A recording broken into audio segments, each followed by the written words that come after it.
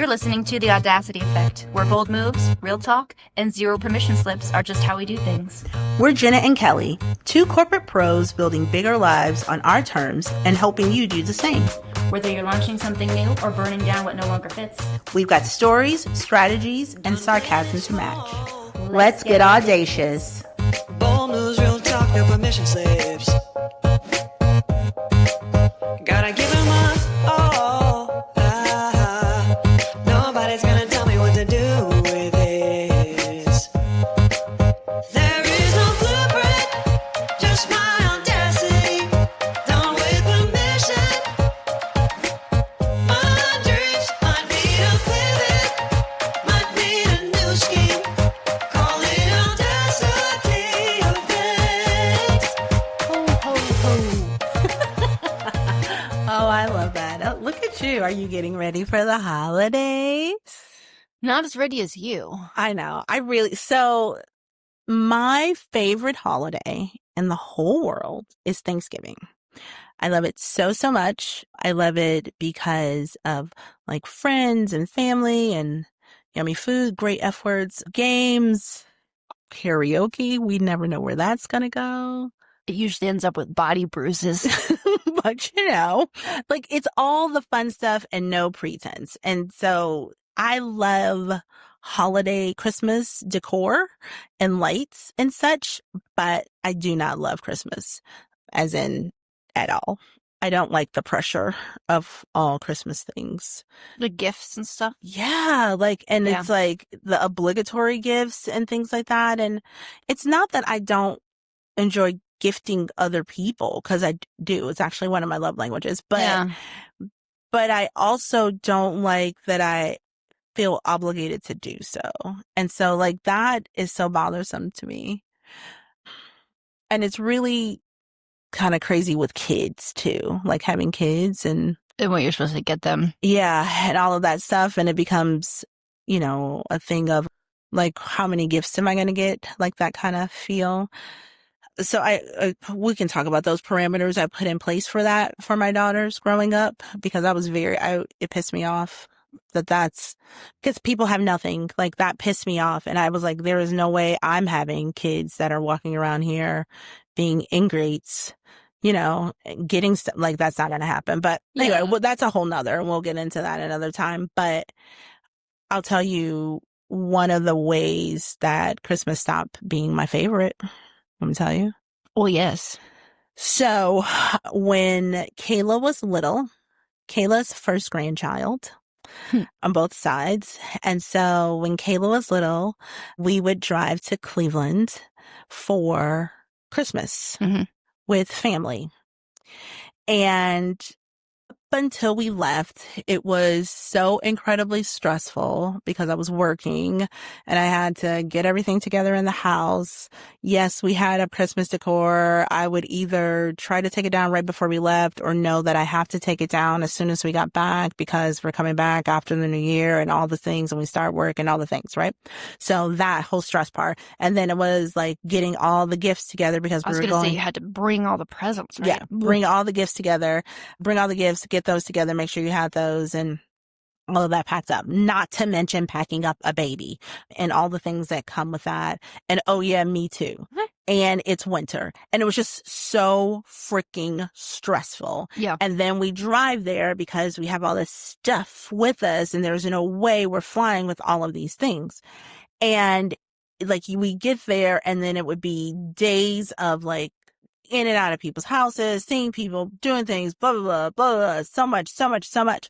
And then we would like stay with family members, which is always lovely when you stay with family members, but also you're staying with somebody. And so you can't really like relax truly because you're staying with somebody. Right. And so I'm staying with somebody and I have a baby and we are out of town and the baby's not on the right schedule. And I am so freaking tired. And the last time we went to Cleveland, we drove home with a rented U-Haul trailer because they had gotten Kayla so much stuff.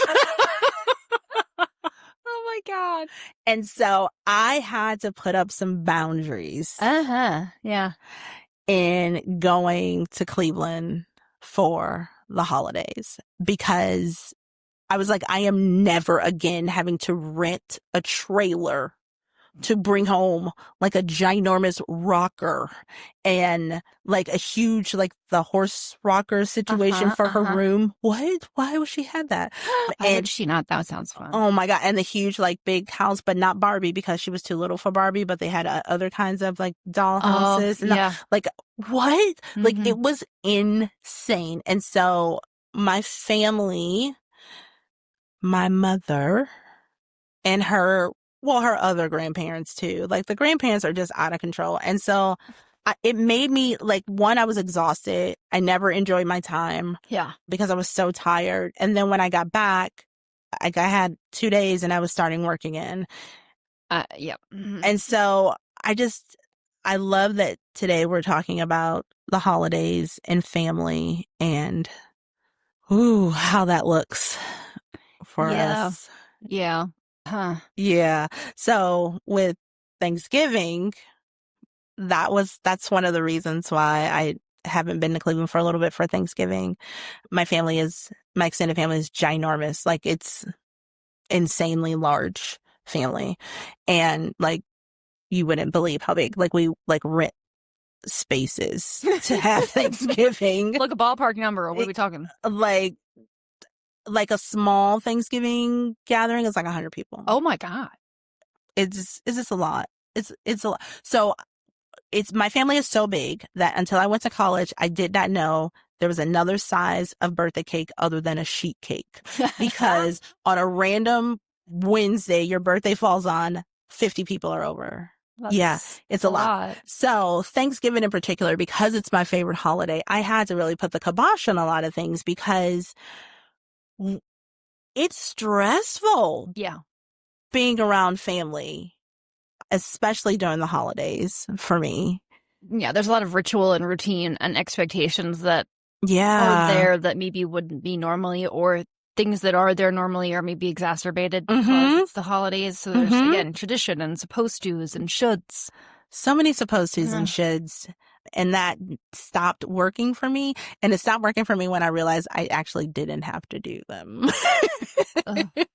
Holiday boundaries. Yes, people. holiday boundaries. Just like everything. Yeah. So I had to change that tradition. And at first it started out as a Friendsgiving the week before Thanksgiving. And then we go to Cleveland and have the holiday and all. But then it just became, I don't want to. Actually, I had my double mastectomy. Well, that's a good excuse. Yep. I had it a few weeks before Thanksgiving. And that year, the year before was the last time I had traveled to Cleveland for Thanksgiving.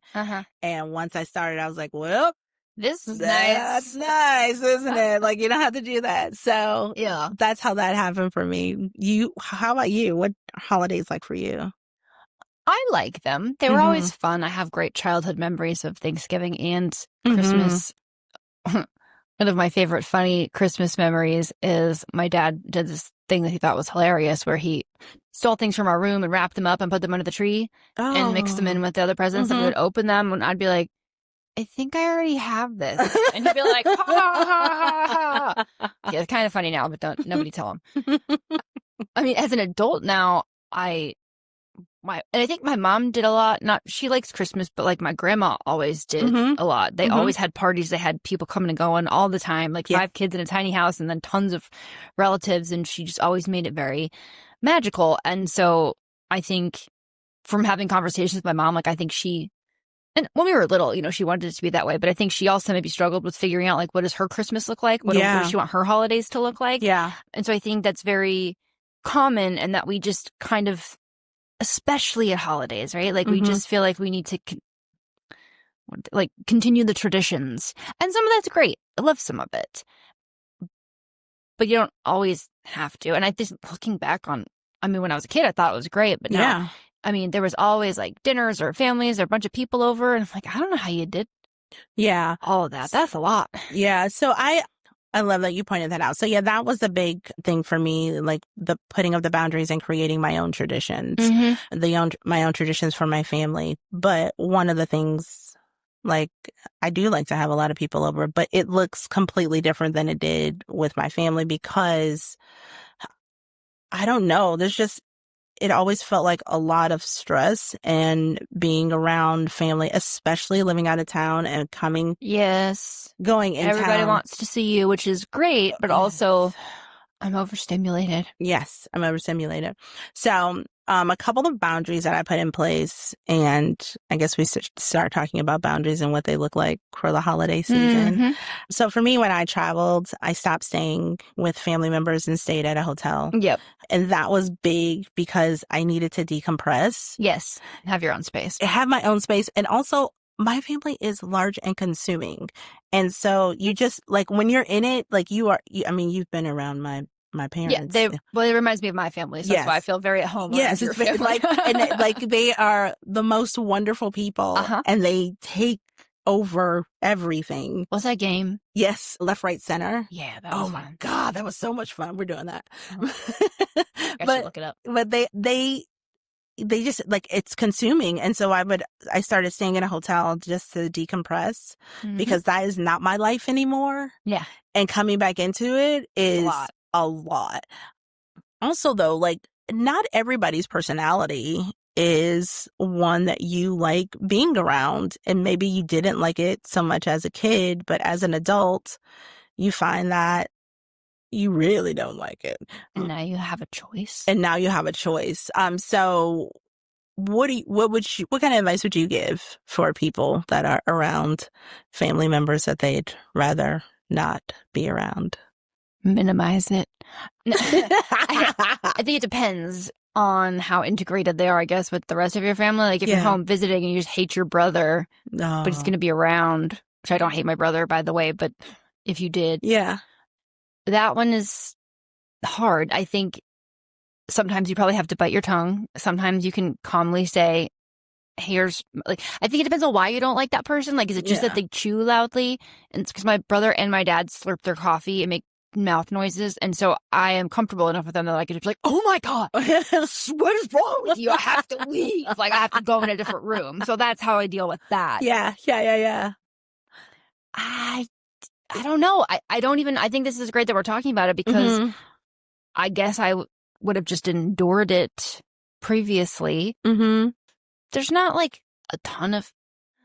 Okay, let's say a listener called in and said, hey, Jenna and Kelly, my aunt is a real peach, and she says things that are inappropriate and or very hurtful.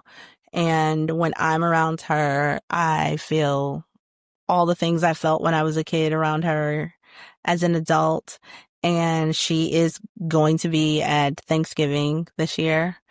I have no idea what to do. Like, what would you tell them? Okay, first, a case of Prosecco. Just bring it with you. And put it in your coffee mug or whatever. Yes. Don't share. Okay. I think that one will be a little multifaceted. So you have the first choice that's perhaps easier is maybe you make the crazy audacious decision to not go to Thanksgiving. If it's at your mom's, you're like, hey, Mom, I just don't love being around Aunt so-and-so, Aunt Peony. Her energy just rubs me, or I can't be in the right headspace that I want to be. And so could we just do like a different day or something, or just don't go, whatever. You don't even have to give an explanation. You can just say, I can't make it. Another maybe intermediary option is like, why do you think she still makes you feel that way? Because no one can make you feel a certain thing. Yeah. So is Aunt Peony triggering something in you that maybe you have to work on that you haven't resolved yet? Is there some maybe, like, I don't know if you want to meditate in the middle of Thanksgiving, but is there some sort of like grounding practice or like little mantras that you can take with you to the family gathering? And when Aunt Peony starts saying things to you, no, I mean, stand up for yourself also. You don't have to create a big conflict, but you can say, Aunt Peony, could you, like, when you said that, like, that really hurt my feelings. Or you can stay in a different room from Aunt Peony. If you have like allies in your family that you can trust, be like, hey, I really just please don't sit me next to Aunt Peony. Yeah. Please try and like help buffer this. Like I could ask that of my family if I needed to. Yeah. And I think it just depends on what is she making you feel? How is she triggering you? And can you handle being in that situation? And then what are some like tools and coping mechanisms that you can take? So you wouldn't say just cuss her out at the table? You could. Okay. That might create some other conflict later. Yeah. Is there a kids table? If there's not a kids table, then sure. my first recommendation, if you recall, was get a case of Prosecco. Okay. Which, if you drank the whole case, you might curse her out of the table. You might. But you wouldn't remember it, so who cares? That'd be fun. You'd be fun. I'm not condoning alcoholism here, people, but... So I was thinking about like those unresolved issues that people bring up, and that especially from your childhood that they trigger and all of that. I do not have an Aunt Peony at all, but I think that for me, I would find a way to, I'm in that stage in my life. Like, I'm going to say something. Yep. And make sure that she understands that that is not acceptable behavior around me. Yeah. That's one option. The other option is I don't have to talk to or engage with anyone I don't want to. And I can, let people know like, hey, listen, you already know how she is, and I'm choosing not to be a part of that. Yeah. And the other thing is, don't go. Yeah. Like as adults, like there are no rules. Like you can change whatever that is, Right. You don't have to do that. Use it as an opportunity to create your own tradition. Until she's dead. Oh, bless her heart. And so, yeah. No, but that's good, because I think in certain families, we can say, oh, just, don't talk to her or put a firm boundary in place. Well, that's not the dynamic in every family, right? Like you could put a boundary in place with Aunt Peony and she's like, rah, she escalates it. And then all of a sudden your whole family's in on it, and it's a whole thing. And no one says you have to deal with that. So I think to your point, evaluating, so like how much is it just, she's just annoying, or does she like make you go in the bathroom and like curl up in the fetal position? Like what is it? And do you have the allyship of other members in your family that can help sort of mitigate Aunt Peony or not? And you have to take all those things into account to determine what your decision is. And if you don't have any allies in your family and she does make you go in the bathroom and quiver, then you probably shouldn't go. You probably should go. So, yeah, I need to know more about Aunt Peony. Yeah, I don't know. I have a friend who has someone in their family that has always been unkind to them growing up, and they always show up at family events, and she has taken to just like literally like avoiding her, like leaving the room and going somewhere else, like this whole thing. It's like this whole dance. Yeah. And I'm like, why won't you just say something or just not go? Like you don't have to put yourself in that kind of headspace. Yeah. But then maybe you want to go. Maybe like you love the rest of your family. You don't want to miss out on the event. She wants to go. She doesn't want to miss out on the event. I was like, well, you got to say something, because this whole dance that you're doing, it's unhealthy for you in particular. Like, it's just not good. But the holidays, like, I don't know. There's something about the holidays that bring up this, I think it's like all the childlike wonder you remember. And but it's different now. It's different now, but you revert back to that. Even if you go home, not at the holidays, there's something weird about, especially if your parents still live in your childhood home or something. You may have evolved as a completely different person at this point, but I don't know. I do anyway. Like, I have to sort of fight the urge to not revert back to the role and like who I was and how I showed up in my family. Because I moved out when I was like 17. Yeah. So it was a while ago. But it doesn't matter. No. 20 years later, I'm like, oh, okay, I don't have to do that anymore. Yes. I am an adult now. Yes. I have grown. I have evolved.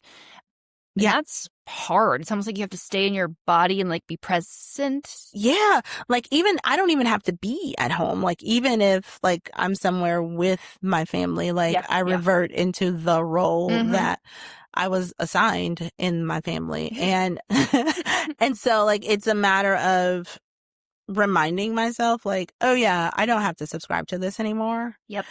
But it's not always easy, because sometimes I don't even realize Right. I've done it. And oh girl, like that is something right there. What is that with us reverting back to that? I think it's so familiar. Yeah. I think it's like when people say sometimes you will look for traits in your romantic partner that your parents had, because that's just what feels familiar. Yes. And you just sort of gravitate to that, or default to that is maybe the better word. So if you feel like that happens to you and you don't know when it's happening, try and just make notes or something, whether verbal notes or written notes. And like after you spend the day with your family, how did you feel? When did you feel bad? When did you feel triggered? When did you feel whatever? And then I think it's just like with anything else, you have to practice being aware enough in your body to be able to catch it as it's happening. Yeah. It's hard though. And I think we talked about this a little before I started recording. I've been guilty of just assuming that I'm the only one that has changed. Yeah. Right? Yeah. So I'm different now. Well, so is probably my mom. So is probably my dad. So is probably my brother. So is probably everybody else. They're not, I mean, some people don't ever change and grow, but Sure. if nothing else, I mean, a lot of people do. So that mindset is helpful, I think, for me to keep in mind anyway, that I need to allow space for other people to show up differently as well. Yeah. Because if I kind of come back and show up like I used to, that maybe pushes them into the box that they were in. I don't know. It's so difficult because family, like walking in the family line is very precarious because you love them very, very much. Yes. And no Also, matter they're what. very, very annoying sometimes. Yep, sometimes they are. But no matter what, they're always going to be your family. Yeah. But that is also like the other part of this, because a lot of people don't talk about the fact that that might be your biological family. Sure. But you don't necessarily have to subscribe to that either. You can create your own family. Yep. And again, like I love my family. I love being around for Thanksgiving. They are a lot and it's so much fun how much a lot they are. But also being here in Virginia, like I've created, like I have my own family here. And so Thanksgiving here is exactly what we want it to be. Yeah. Like, because we have our own things now, you know, and like that has changed how I see Thanksgiving too. And it's changed how my daughters see Thanksgiving now too. Like they, it looks differently. So I love the fact that it's never too late to make your own traditions ever. Yeah. You don't have to drive to Cleveland for 10 hours with the baby and all the stuff in the car, and you don't have to do that unless you want to, but you don't have to. My aunt would fly with her little kids from Hawaii they stayed for like a little bit of time, but I'm like, I don't know how you did that.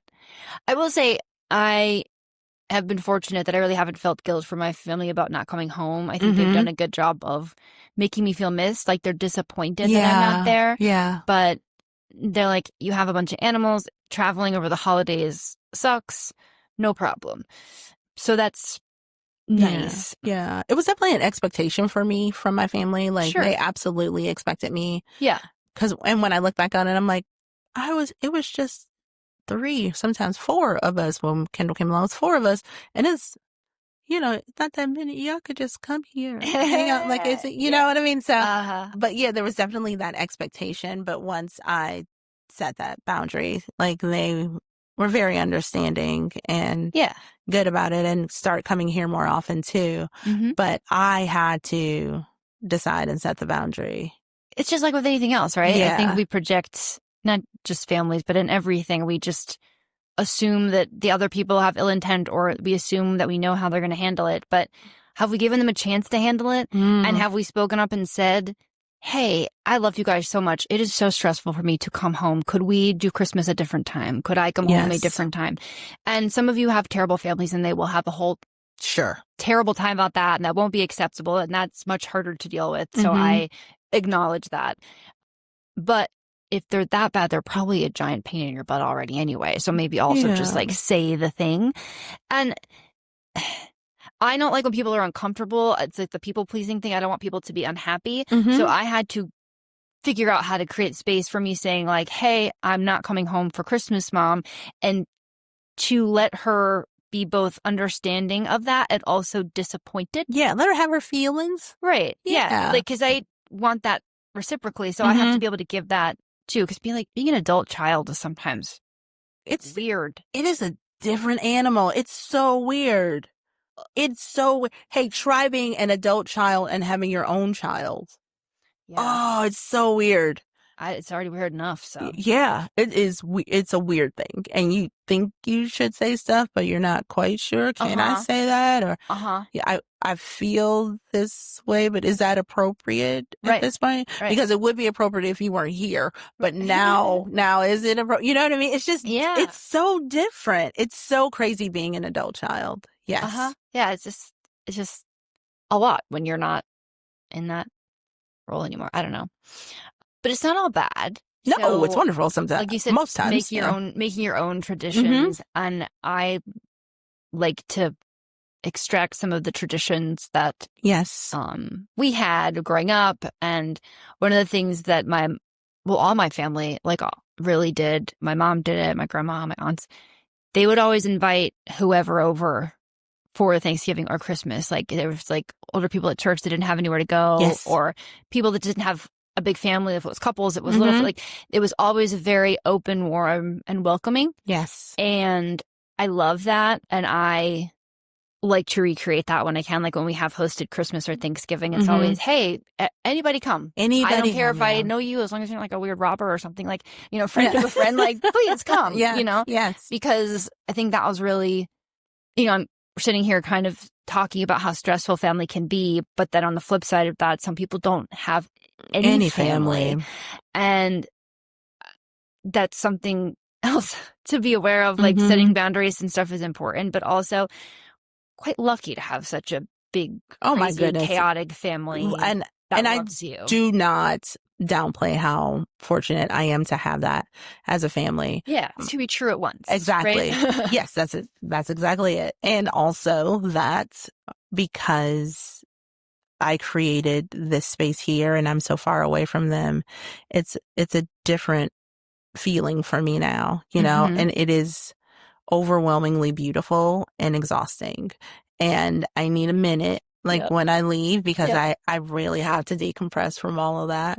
But I love having my house open to whomever for Thanksgiving. Like that is like my jam. That is my absolute jam. Yeah. So I was thinking about traditions. One of the things I do, so Thanksgiving, my favorite because it's incredible, but also I used to cook with my grandparents in the kitchen. And so I always all of that always comes back. So I always make a sweet potato pie because that was my grandmother's thing. She would make tons of sweet potato pies. And I always make a pound cake because that was my grandfather's thing. He always made a pound cake. So that's like one of the big things that I've taken from them and brought here. And the music was such a big thing on Thanksgiving. And lots of singing, but just music playing in the background, and you'd hear something and somebody would turn it up and people would start dancing. Like that was just always a big thing for us. So that I love keeping music on, and it's so loud for Thanksgiving, and it makes me so happy. It makes me so happy. Yeah, it's fun. I definitely have great. My family was just really good at making the holidays fun. Always made cookies. We did gingerbread houses. We went to the lights. We did all the things. My mom finally found out she was allergic to pine trees, which is why she got sick every year for Christmas. So then we got a fake tree. Which that woman gave me all of her allergies, so I don't know why she did the soup that she was allergic to it. But anyway. One of my favorite things that I took from my family growing up for Christmas, the Christmas pajamas, but we would open them after we saw the lights on Christmas Eve. So that I brought with us too. And so my favorite tradition that I created for our house is that Christmas is pajama day. Yep. And we do not leave. So if you want to go somewhere, you absolutely can, but you're in pajamas. And if you want to come over, please bring your pajamas because we're in pajamas all day. Yep. I do not cook on Christmas at all. I make breakfast because I have to make hash brown casserole for Kayla, but I do like a big breakfast, and I do like a meat and sandwich tray for Christmas. So we just have sandwiches all day and snacks because I got tired of everybody playing and I was cooking. Like I did not understand why is everybody playing and having fun and I'm in the kitchen cooking. So I stopped. And there, like pause on that one because a lot of the things I think that we feel like we have to do. Yeah. Take a pause is that coming from other people, or is that your own internal thing, feeling like you have to, and you could just stop and just do it different? And Yeah. maybe people will care, but like maybe they won't. Maybe they won't. So what if they do care? If they care so much, they can do it. Yep. But I think a lot of times everyone is fine with sandwiches. It's you that weren't fine with sandwiches, like hypothetical you, not Kelly. And if you just say, okay, that's it, I'm just getting sandwiches, everyone's probably like, okay, what? Yep. Don't you love my Thanksgiving turkey, goose, turducken? Like, I don't know, sandwiches are fine. So check your pressure that are you just applying that to yourself? Because I do that a lot in life in general, never mind. Yeah, because Christmas is a part-time job, like getting ready for Christmas. Like that is an additional job. Sure. And so, yeah, so I started doing that. The other thing is I do all the holiday shopping and all of that. And as things come in, because I do not like walking in stores. I don't like it. It makes me crazy. And especially holiday time. My God, it's too many people. I can't. People like that. I don't even really like the grocery store. I can't. Oh my God, I can't people. So I get everything delivered. And so as things come in, I wrap them and put them under the tree. Like immediately, I just wrap them and put them under the tree. Wait, did you do Santa? What did you do when you did Santa? Oh, when I did Santa, so there would be, I guess, no, you guys put your kids away. When I did Santa, I would hide their presents. Okay. And Santa didn't wrap a damn thing because he was busy. He was busy. So yeah, that's what I did when I did Santa. But yeah, when things come in, I wrap them and put them under the tree and then I'm done. So typically I'm done with everything being wrapped and under the tree by the first week in December. And so I can just... You put it on your list. It's on my list. It is on my list. But I can just enjoy the holiday and the cookie baking and going to see lights and making fun things. Like I can enjoy that. But I used to not enjoy it because I was so busy trying to get everything together. Yeah. So how do you handle the gift thing? Because I will say I'm just not doing gifts for anybody this year. And then the closer it gets to Christmas, I start feeling guilty. And then I refuse to buy gifts that not even that aren't practical, but I'm not just getting you something just to get you something. I hate that. So it has to feel personal to you, I think, or something that you would want or use. But anyway, there's a lot of pressure. And I think, I don't know. I don't have any statistics pulled up, but I feel as though I recall reading that so many people get into like insane debt over Christmas. Yeah. So if you have like a group of friends that likes to, like, everybody's going to give you a gift, but this year you just really don't want to do gift exchange, because that's the most stressful part for me. It just feels, and it's not that I don't like getting people gifts, like you said earlier. I do, but also, I don't like when I'm told I have to. I don't want to be obligated to give gifts. Right. Like if I just saw something and I'm like, oh my God, this is so Kelly, I want to get this for Kelly. Then I want to get you a gift. Yes. It just feels, maybe it's a little bit of the part of me that feels rebellious. And if I'm told I have to do something, I'm like, well, now I don't want to. Well, sometimes it feels performative. Well, it does. And so like if other people want to give you a gift, do you have to give them a gift? Like how do you feel not guilty about that? I'm thinking about that. So first, I think that I don't know. I don't feel guilty about it. Like I'm trying to think, do I feel guilty about that? No. Thank you. Like I'm okay just saying thank you and being appreciative and showing gratitude. I try to step away from that obligatory anything feeling. Like I really have been, and that again, that's just been in the last 10 years or so. Like I just have started like, girl, thank you. Like I did not get you a gift and I appreciate you so much. Like I didn't. I love getting my girlfriends gifts and like I think them through and I like getting you guys like coordinated gifts because that makes me very happy.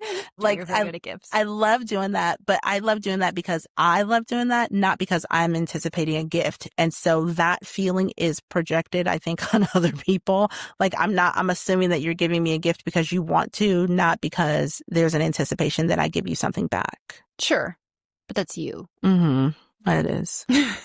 It is. Like I just like, I don't know. But so I think if I don't know, when I look back at it, I guess I would always, earlier, I would get them gifts later. Like if they got me something and I didn't get them something, I would get them something later. Yeah, because if it's a friend and that's their love language, they like gifts, and you're just going to say, but even then, I don't know. Like I was thinking, do you go as big as saying like, hey, family or hey, friend group? I don't want to do gifts this year. I'm not planning on getting any.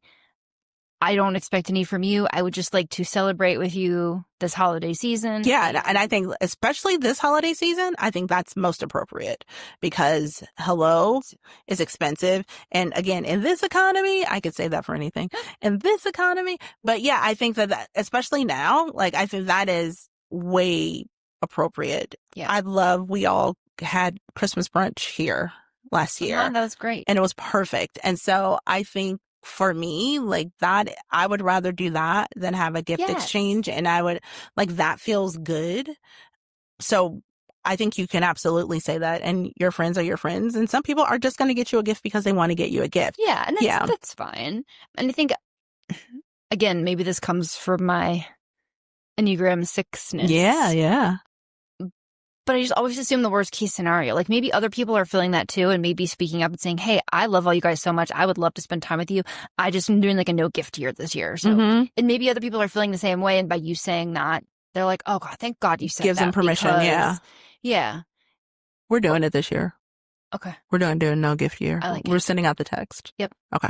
That's perfect. I think that's nice. Like, and then if I want to get you a gift, I'll get you a New Year's gift because I just saw something that I'm like, oh God, I have to get this for you. I'm going to just hold it. And I guess it goes back to too, like I have to trust that if someone gives me a gift, like I don't owe them something, I don't need to feel bad about it, like you said, because that would be, I don't think that they're making me feel bad, but then I just feel like, oh, like I feel. Yeah, that guilt. I'm not good at receiving things and just taking them and saying thank you. That's probably something I have to work on. You'll get better at it, trust me. Thanks, bye. I'll take it. Thank you. I appreciate you. Yeah, but yeah, I think that's a great idea. But again, like I think that is a tradition that you can make. Like we can make that a tradition. Yeah. And we don't do gifts anymore. We just have fun brunch. Because what do we need? Like again, it's so nice that you thought of me, but also that's one more gift that you had to buy and you had to wrap. And I just want to see your face. Yeah, that's true. So that could work. Or you could do like one of those Secret Santa things where you just buy one gift.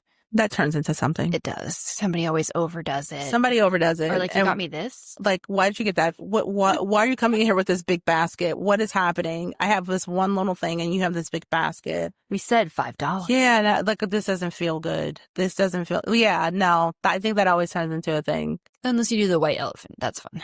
That is, that's fun. What is the one, the dirty Santa? Is that what it's called? It's the same difference. Yeah. It's called whatever. Oh, because I'm not supposed to call it dirty Santa. I was told before to stop calling it dirty Santa. At work? Oh, no. Or like someone I know, she was like, you have to stop calling it dirty Santa. It's white elephant. I was like, but I feel no, like Santa did you dirty. Yeah. Like, I don't think it has to be like X-rated Santa. Like, get your mind up together. Jeez.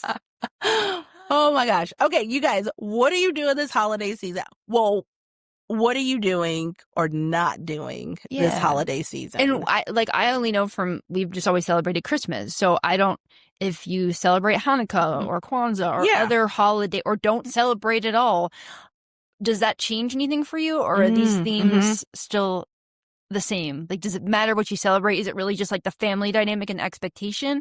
Or is any of this rooted in the celebration specifically of Christmas versus Hanukkah versus, like, I don't know the answer to that question. I don't either. I'd imagine families involved, so it can't be too dissimilar.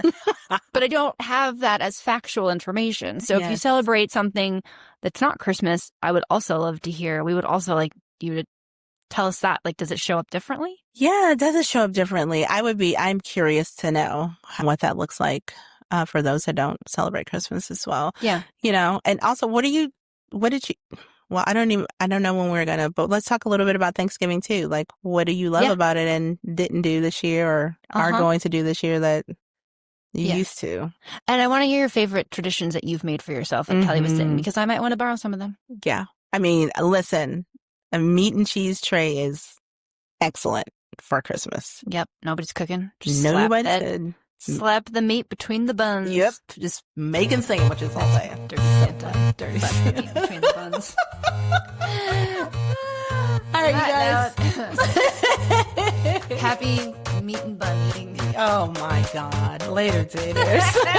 It would be audacious of you to do a few quick things for you and for us. First, hit that follow or subscribe button so you never miss an episode. Then, share this with someone who needs a little more audacity in their life.